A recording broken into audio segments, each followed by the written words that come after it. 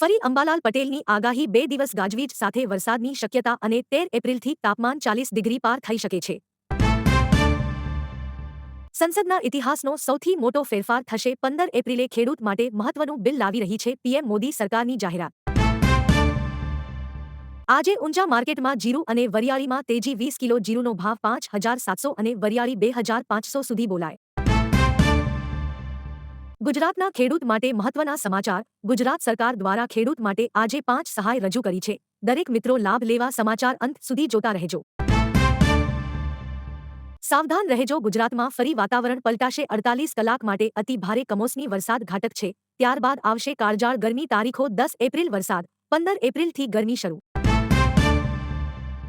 આજે ઊંઝા માર્કેટમાં વધારે તમાકુની આવક થતા ભાવમાં મોટો ઘટાડો જોવા મળ્યો. તમાકુના ભાવ 1300 થી 2000 સુધી ભાવ બોલાયા.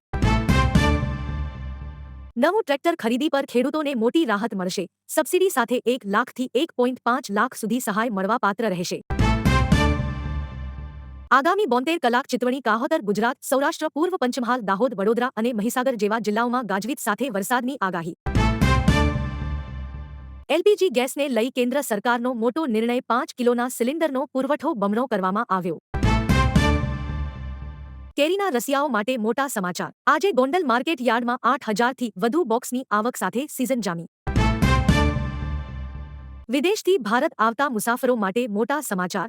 હવે 75,000 રૂપિયા સુધીનો સામાન લાવી શકશો ઝીરો ટેક્સ વગર.